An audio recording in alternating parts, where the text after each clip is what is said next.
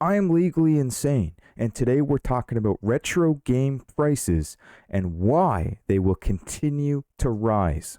We're talking NES, Super Nintendo, Sega Genesis, N64, GameCube, Nintendo Wii, Xbox 360, and PS3. We're talking about all the retro games. I've been doing a lot of Xbox 360 talk recently. I got a 5-part series, 3 of which are already out right now. You can check them out on my channel right now. 3 parts of a 5-part series on why Xbox 360 games are going up in value and which ones are going up in value.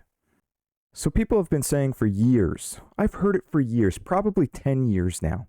It feels like at least 10 years. That's how crazy this has been. For about 10 years now, or close to it, I've been hearing all these speculators and basically unknowledgeable collectors out there, if they even are collectors, talk about how, the retro game prices, they've plateaued. They're going to crash any day now. They're going to crash. I'm selling off my collection. They're going to crash. Everything's going to crash. Well, I got news for you. They haven't crashed. They've never crashed. And they never will crash. Not anytime soon, that's for sure. And barring a freaking Black Swan event, we're ignoring Black Swan events, okay? We're not talking Black Swan events. We're just talking normal everyday life. What the hell's going to happen over the next 20 years? What's going to happen over the next 25, 30 years? What's going to happen over the next 50 years? I remember people were saying when Little Samson hit $500, they were saying, Little Samson's, it's plateaued. It's too much now. And then it hit $1,000. And I vividly remember when it hit $1,500. Canadian dollars. I'm talking Canadian dollars too, but basically 1,500 US, whatever you want to call it. Everyone and their mothers coming out of the woodwork saying, hey, it's Little Samson's finally plateaued. No one in the world will ever pay more than $1,500 for Little Samson. Well, have you checked the price of Little Samson? Good luck getting one for $1,500. Good condition. Good luck. If you find one, let me know, because I'd probably like to purchase it myself. So I got news for you. Retro game prices are not going to drop, and they're going to continue to rise. That's just the way it is. It's the way it's always been, and the way it always will be. These are collectibles. These aren't companies that make money and lose money. There's companies out there that used to make a fortune, and then they went bankrupt. Well, that doesn't happen with collectibles. It's a different ball game.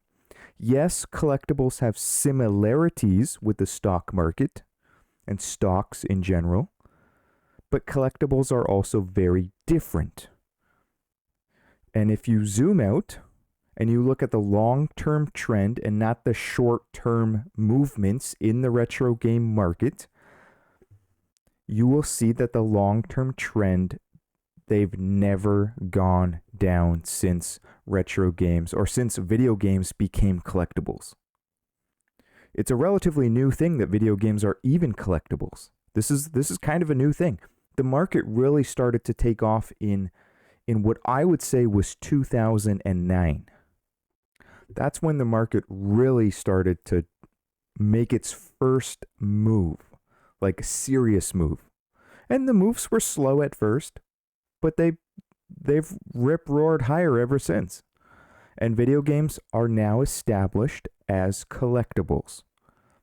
And when I'm talking about video games as collectibles, I'm not talking about every game in general. Family Feud for the Nintendo NES, Nintendo Entertainment System, is never going to be a $1,000 game. Pending inflation, of course. It's never going to be one of those highly sought after, highly valuable collectibles. When I'm talking about video games as collectibles, we're talking about the rare games and the collectible games. That's what we're talking about. Those are the games that go up significantly in value. So now let's talk about some of the main reasons that the prices are going to continue to rise. Number one, the age of the gamers that grew up on these consoles are hitting the age where they have disposable income. So they have jobs now. What does that mean? Jobs means disposable income. They're no longer students. They're no longer in high school. They're no longer college students. They're out there working. They're working class people like myself.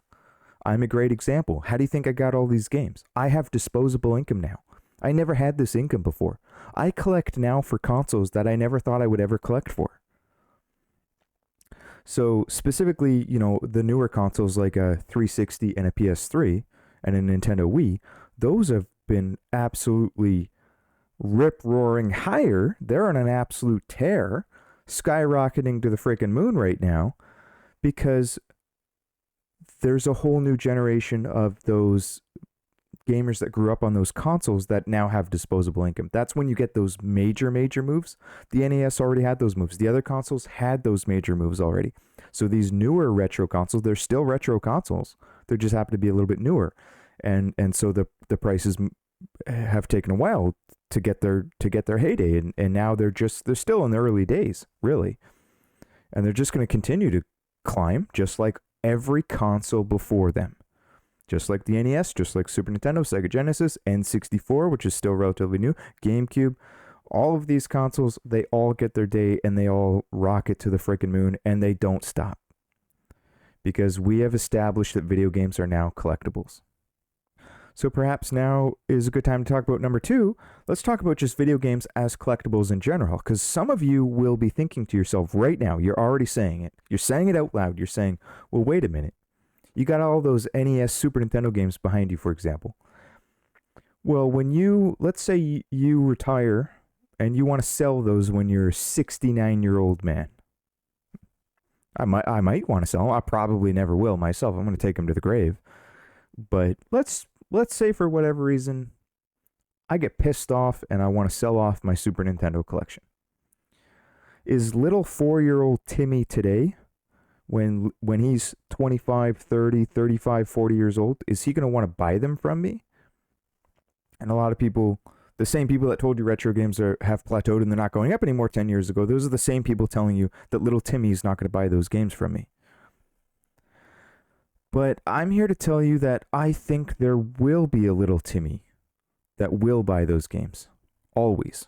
And I'm going to give you a couple of examples. Number one, I was listening to a retro store owner from Vancouver, British Columbia. And he was asked the same question. This guy owns a store. Okay, so this is legit boots on the ground knowledge. And he was asked the same question, and his answer was, the younger kids today, and he gave an example. The example he gave was a 14-year-old kid came into his store. And you know what games he was buying? And this was recent. This is in like the last 1 year, let's say, 1 year ago today. A 14-year-old kid. This kid wasn't even born when the Super Nintendo came out. Super Nintendo came out in what, like 1990, 1991? You think this kid was born then? He wasn't even close to being born. And this kid went in there and you know what he bought? He bought a Super Nintendo, Super Metroid, Donkey Kong Country, Super Mario World, and a couple other games. These games, the retro games today, these games were new to him. It's equivalent to buying a new game. And I do it myself today. Guess what? I never thought I would collect for the 360, the Nintendo Wii, the PS3. I thought I was going to end it at basically N64, arguably GameCube. But I never did end it. I branched out and I started buying them all up. And I didn't have any nostalgia, or barely any nostalgia for PS3. I didn't grow up with a PS3. I didn't even get a 360 till like way later when it was already considered retro. I got it used on Kijiji with a bunch of games. But when I started buying up all those games, they were all new to me. I'd never played them before. I didn't know about them before. I never heard of them before. Splatterhouse for the Xbox 360. I never played that back in the day when it first came out. I bought it years and years later. Not even that long ago. A couple years ago. I finally got it and I played it. I had never touched it before. Now I own like 3 copies. But it's new to me. It's not a old game that, oh, I'll never buy those old games. Well, you know what? I might be collecting for PS5 in the future. I don't know. And when I do go back and buy them, they'll be new games to me. It's brand new. It's like a kid in a candy store. Wow, look at all these new games. They're old. They came out 30 years ago, but they're brand new to me. And they were brand new to that 14-year-old kid. He had never played them before. He'd never seen them before. And also he wanted to get into the OG classics. You know, especially when you get these franchises like a Metroid or Donkey Kong Country, when these younger kids today are playing Donkey Kong Country 69 in the future, number 69, because they're going to keep making them. Some of those kids are going to say, "Hey, I want to go back and play the original Donkey Kong Country." Let's see where it all started. And it's not like they're bad games. They've stood the test of time. They always will. They're great games. So let's talk about number 3 is YouTube. Thanks to the world of YouTube, people have all of this knowledge at their fingertips. YouTube has opened the entire world up to video game collecting. Thanks to YouTube, you can find hidden gems on any console ever made. You can go and watch videos on any game ever made. You can find games that you would be interested in. You can find out anything about anything, all on YouTube or another platform, thanks to the internet in general, but YouTube specifically. A new audience that never grew up on these games can go back and find all about these games, like Splatterhouse for the Xbox 360. How do you think I found out about that game? I didn't know it existed back when it came out. I had no idea. So number 4 is collecting video games is both a hobby and an investment. So my brain happens to really love collecting because I scratch both itches. I'm getting a 2-in-1 win. My brain loves investing in stuff, and I love retro games in general. This is my hobby. This is my life, retro gaming. So when you tell me I can make money while doing what I would have already done to begin with, I didn't get into collecting for the money when I first started collecting. And I'm still not in it for the money per se. I'm in it because I love the games. I love retro games. But now you throw in, hey, did you know you could make thousands of dollars while doing what you would have already been doing? Sign me up. That's why I have 5 copies of some of these games. Blitz the League 2. Xbox 360, I have 5 copies. Got them all cheap. Like $20 maximum. I probably paid like $25 maximum. It's like $100 game now.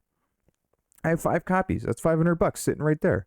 Well, it's going to go to $200. There's $1,000. I made a pretty high profit at that point, right? And I can sell 4 of them and keep 1 at that point.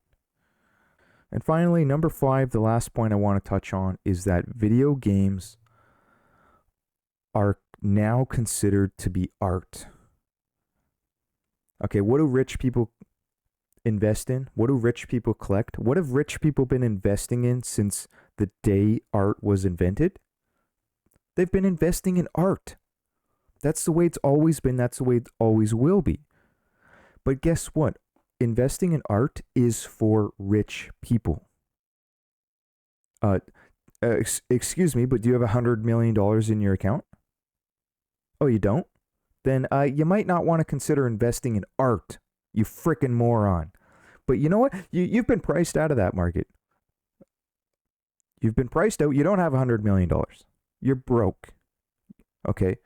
That market is for rich people. They've been investing in art as collectibles, and it's always gone up. Art has never gone down. Collectible art doesn't go down in the long term. Okay? You got to quit thinking about short-term moves.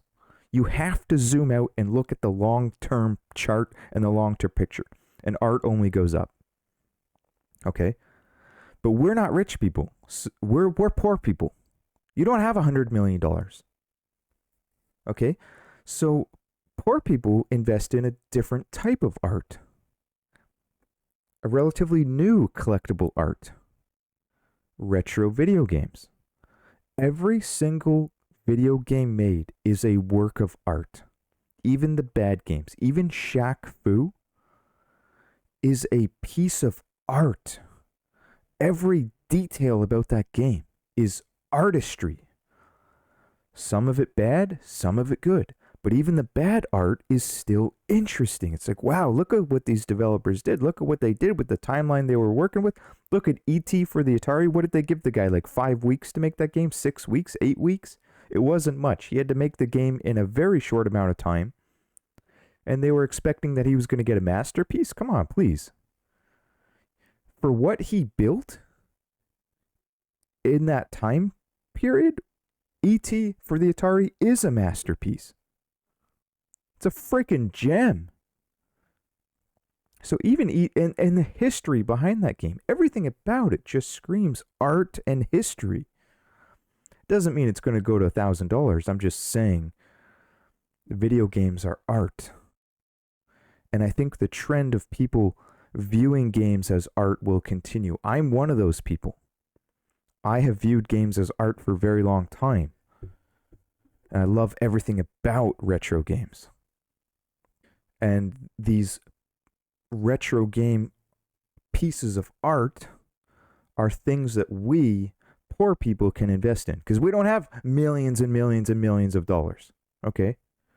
Come talk to me when you have $100 million, and I will tell you to stop investing in retro games. You can keep collecting, but as a purely investment standpoint, you might want to up your game and start looking at some of those rare pieces of art. You know, some rare art costs over $100 million. Some lower end rare art, you're looking at 20, 30 million. So anyways, guys, I just wanted to kind of have this conversation. It's a fun conversation to have, talking about retro game prices. And I know not everyone's going to agree. There's always going to be haters in the comments. There's always going to be people typing in, oh, the games have plateaued. Little Samson's going back down to $100. Well, let me leave you with one last comment. One final piece. Number 6. One interesting thing about retro game prices is what kind of drives the price. Once the price goes up, what kind of helps solidify that new higher price is, for example, let's say I pick any rare game, but let's stick with an Xbox Splatterhouse for the Xbox 360, or Little Samson. Let's keep it simple. Little Samson, the legendary NES game. Let's say I paid $200 for it. Well, let's say hypothetically video games crash. And now all of a sudden Little Samson's $25. Do you think I'm going to sell my copy for $25? I paid $200. Do you think I'm going to sell it for $100? Because guess what? I'm not. I would rather keep it. And that's what's interesting about video games as collectibles. At a certain price point, nobody will sell you the game. They'd rather just keep it. We are both collectors and investors. There are some exceptions, like if you have to move, like if you're being forced to sell because you need the money or something, that's a whole other story. We're not talking about that. We're talking about these games as investments, and I am a collector. I'm never going to sell you my games at a significant loss. It'll never happen. I'd rather keep them. And for that reason, that's what also drives the price to get higher and higher and higher, because as more and more people enter the market at these higher prices, the next guy enters at 300, next guy enters at 400, next guy enters at 500, next 20 people enter at 600. Well, those people are less likely to sell for under 600 now. Now the new floor in the price is 600. It becomes much more difficult to drive that price down. And we're ignoring external black swan event, other factors like a game being re-released. We're talking in general terms. That's what happens. That's what has happened since 2009. So if you don't believe me, go and look at the charts. Have you been looking at the charts since 2009? Because I doubt you have. But you know who has been looking at the prices since 2009? I have. I look at them on a daily basis. What do you think I do at work all day? I'm looking at retro game prices all day. My boss has no idea. That's all I do. I'm staring at charts all day. Retro games. Guys, if you enjoyed this content, please consider subscribing to the channel. I do a lot of retro game content and some newer content too, like the Nintendo Switch. I love the Nintendo Switch. I love it. I'm also trying to grow the channel to over 9,000 subscribers, on my way to collecting over 9,000 retro video games, and that includes Nintendo Switch. And did I mention I'm legally insane? You've been listening to somebody who's legally insane giving you advice on retro game prices. I hope you know that.